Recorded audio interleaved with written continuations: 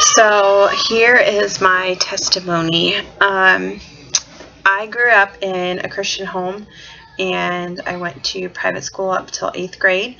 I knew all the words, I knew all the stories, I knew that I needed to be saved so I didn't go to hell, and that I needed to be a good person and follow all the rules.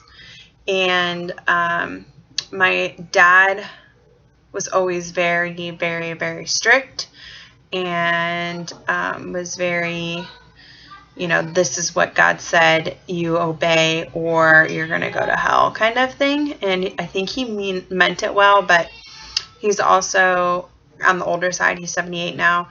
He's from Germany. He's the first of his family over here. So it was just a kind of a different generation. It's like if your grandparents would have raised you, not as grandparents.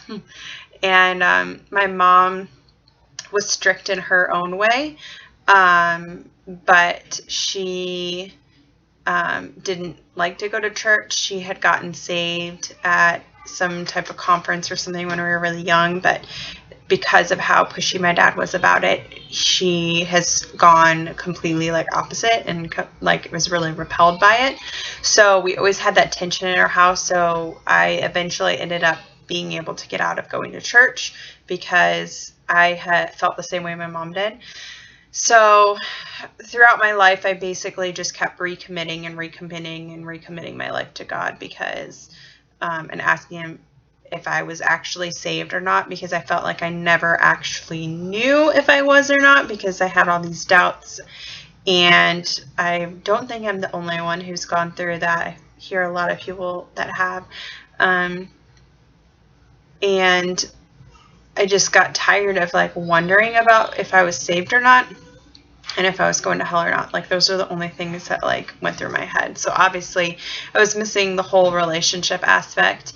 When I went to college, after I had run away in high school and then left for 3 months and then came back, that was a whole nother story in itself. But basically I sought to be cared for by men, boyfriends, etc., through my whole life. I never really saw love from my dad. It was more anger and discipline, and I'm starting to see more of it. I know he loves me, but he never said it to me. And one time he actually held it back from me when he was mad at me, thinking that I had gotten in between my mom's his relationship with my mom back when I was really young. So that again is, I have daddy issues. So that's kind of how I ended up viewing God without even knowing it. And so my senior year in college, after being in relationship after relationship after relationship, seeking the person to marry, not a one-night stand type of person, but just going from one trying to be a long-term relationship to another, because I couldn't be alone. I couldn't stand to be alone. I didn't know what my identity was without having a boy telling me things and wanting me. That finally I had gotten to a point where I felt okay, after this relationship, I feel like God's been tugging my heart by little things that He had been, doing or putting through my life and people He put in there. And so I went to the well on a Thursday night at Ashland University, which is a worship service that they have through their religious life program. And I went with one of my sorority sisters who kind of felt that tugging at their heart too. And I had just felt so guilty and shamed of what I had done and things I'd done. I had sex before I was married. I was molested by a relative when I was younger, which I don't tell very many people, and I really didn't tell anyone back then because I felt like it was my fault, even though I was too young to know what was going on. I just felt dirty, and I felt ashamed of who I was, and I decided to try it out because I had let that get in the way of me going to church my whole life. So it had been about 7 years at this point. So I ended up going, and then there is a song that came on, that How He Loves, that talks about how much He loves me. And I just broke down, and I knew that He was saying, I could almost audibly hear Him saying, I love you and I care about you, and I don't care what you've done. you are forgiven, because I always asked him for forgiveness. I just didn't forgive myself. And I want a relationship with you. And that was like a breakthrough. It was completely and utterly something different that I'd never felt before. I felt his presence in the room. I knew that that was him, no doubt, which I had always questioned before, whether it was me or him, because I wanted to hear him so bad.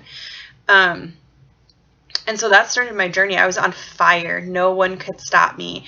I started going to the well all the time, trying to build a completely new network of friends because, yes, my sorority had some Christians in it, but it definitely wasn't something that we talked about all the time.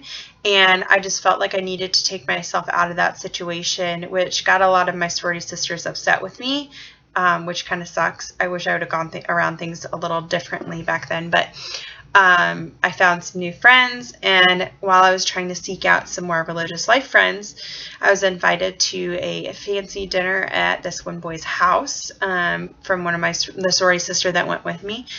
She was dating his brother, and I thought it was pretty cute, but I was determined to not let another boy enter my life and distract me from God, because I had felt this passion and yearning, and I was finally having a relationship with him like I'd never known before.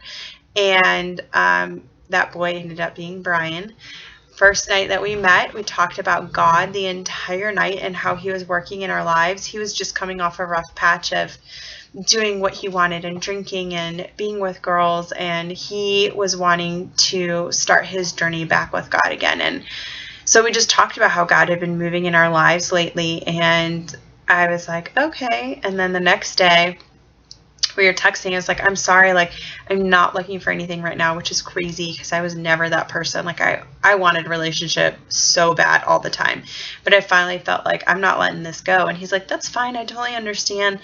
Let's go to church together. And I was like, okay. So our first date was technically at church, and we just knew, we didn't have the perfect relationship. We ended up having sex before we were married, and it's not something that I'm proud of, but we actually stopped having sex a whole year before we got married, and that was before we even knew that we were going to get married.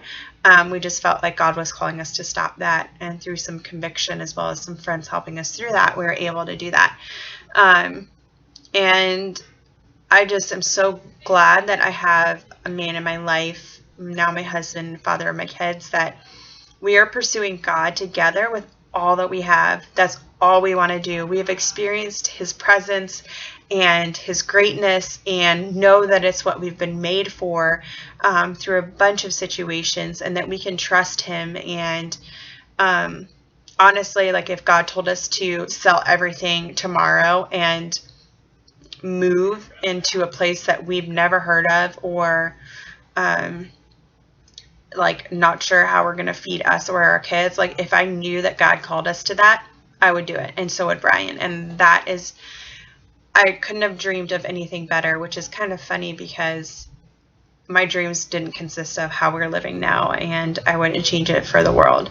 So I'm really excited about what God's doing in our lives right now and where he's calling us to be. I feel like even though I'm not perfect, and I don't do devotions every day, and I don't spend time with God every day, sometimes I'll even let a week go by, I still feel closer to him than I've ever in my entire life. And I know I need to work on spending time with him, not because I feel guilty, but because I know that he wants a relationship with me, because he's told me that.